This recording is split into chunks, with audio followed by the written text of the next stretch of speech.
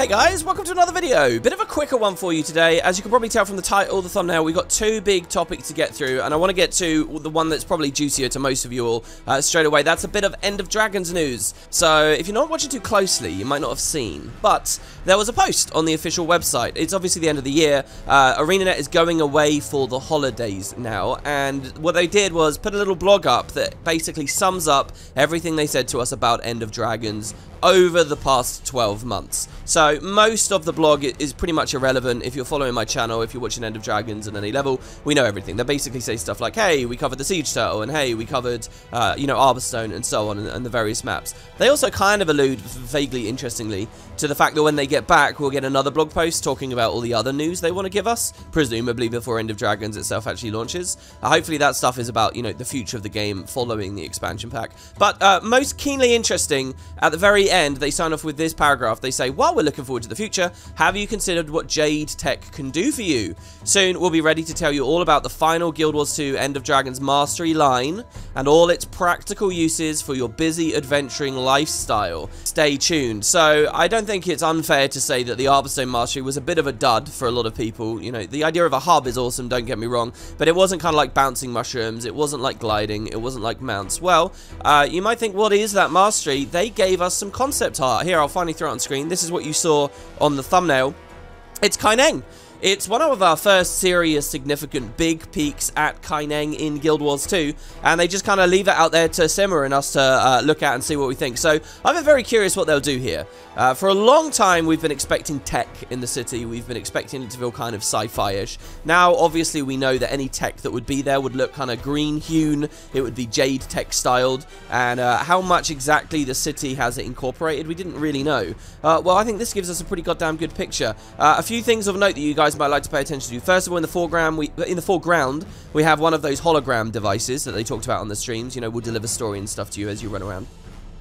This one doesn't look too big. They alluded to an absolutely enormous one. Now, either my sense of perspective is wrong, or that's quite small, close to the camera, or kind of far away and actually huge. We also have another fairly interesting information delivery device in the giant billboard, like the advertising billboard that's back there, and you can kind of see the scan lines riding through it. Obviously then as well, yeah, there's just Jade-Tech everywhere. There's like those green wire lines on the top right, on the underside of that roof. It's interesting to me they managed to match green and orange together in a way that doesn't feel too Halloween-y or weird. Then on a lot of the roofs, you've got like these giant capsules, right, that seem to just be pumping the stuff around. You'll also notice that the character that's walking through the city looks like they've got some kind of Jade-Tech drone orb thing with them. I don't think that makes them a catalyst, by the way. The catalyst orbs don't look like that. It does look like there's a little companion, not necessarily a mechanist either.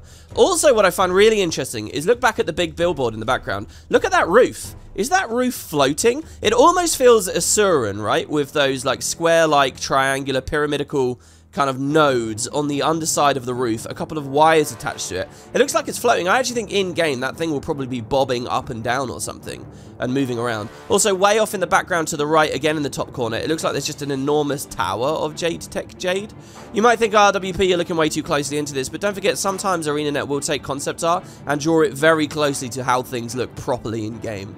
That's most of what I have to say, really. Overall, I think it looks great, and what I'm most keenly interested in is a new environment in Guild Wars 2 that feels very different to the other ones that are already there. That's why if it was a little bit of a letdown, the Echo Vowed kind of put me off a bit because it felt so much like some of those Heart of Thorns area. That's why Jade Sea was such an amazing thing to me, because it did feel very different to other areas. Xingji to a certain extent here as well. But I mean, what have we ever experienced remotely like this in Guild Wars 2? This map's going to be phenomenal, and it doesn't surprise me that the last stream they put off till next year, because they really just want to nail it and make sure they get it right. So yeah, a little bit of concept art to wind down with. It's not really worthy of a whole video, I felt, so I've put it with two topics. I want to give you guys a bit of an announcement for what I'm doing over the holiday season, which I think should be really exciting to most of us. So, as you've probably noticed over this year, I've been endeavoring, I've had a few projects, especially if you've been watching me on Twitch, you've heard me talk about a ton of this stuff, to do complete story coverage before End of Dragons launches. You know, if you think of End of Dragons, the cycle is reborn and so on,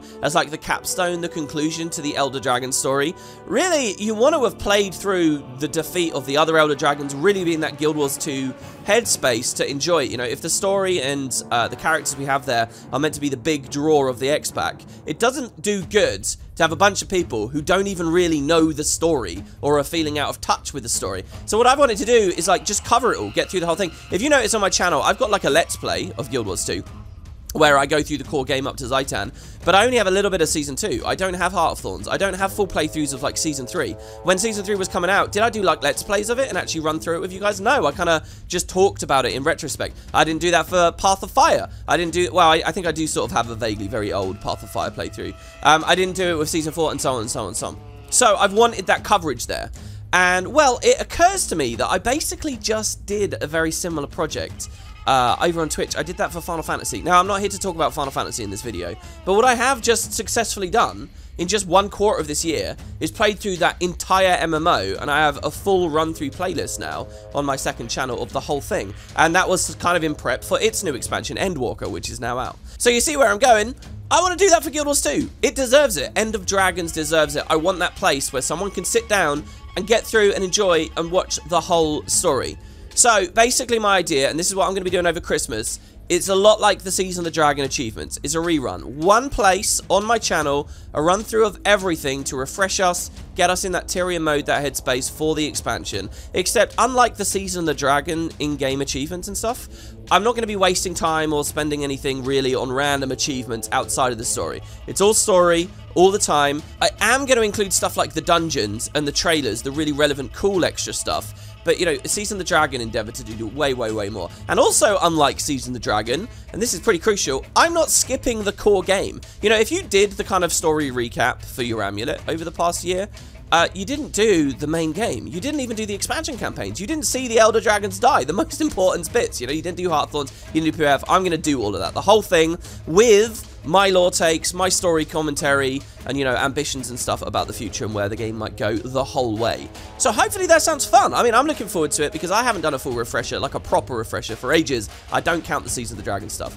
Now, there's one big thing on my mind about this. Usually series like this, like the Final Fantasy series, they get buried. They get buried on Twitch where people don't know that they're going on. Or they get buried on VODs on my second channel where only a smaller proportion of you guys actually see them.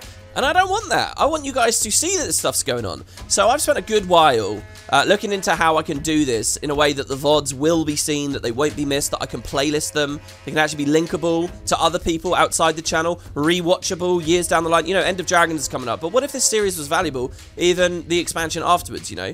So basically what I've come to is I'm going to go on a bit of an experiment this Christmas. I'm going to stream directly here on YouTube, which is a weird idea that, you know, I've never really thought of this as a platform for that. I had never looked into how it works, really, before these past few days. But it actually has a lot of benefits. Now, I don't want to bore you guys, but first and foremost, you should be notified better when the story playthrough's happening. Like, anyone watching any one of my videos at any time will get that notification that something's going on. I just mentioned playlists. I can utilize those better. I can do things like capture live chat without having any of those obnoxious, annoying overlays that Twitch streams and stuff have. So you get a clean, proper playthrough, but you also get to have that extra experience if you want, because it will be embedded elsewhere on the page. Stuff like that, you know? So all of that is to say, keep an eye out for this big new playthrough over Christmas. It should be obvious when it's going on. The first episode, in fact, is happening probably right now, right after I publish this video.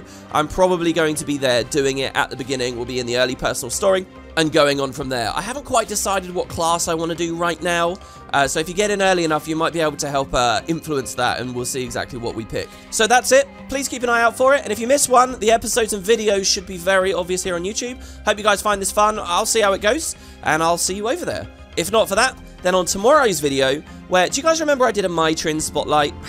Well, I think I'm going to try that again. Either that or the new player guide on attributes, which is still just kind of sitting there on my hard drive. Thanks, guys. I'll see you very soon, or if not right now. I mean, look, maybe there's a notification on screen. I don't really know how it works. See you soon, guys. For what it's worth, I think the character we're going to be playing is a human. if only because I'm going to have a character at the end of this, and you guys are welcome to play along with me, who's actually gone through everything, has the whole story journal, a good amount of map completion, and I want to be able to play decent fashion wars. So this might be a real character I end up spending a lot of time with on my account. So I don't know, maybe we can negotiate that. You're welcome to come and try and change my mind. Again, maybe take a look on the top right. I think that's where YouTube notifies you stuff's happening.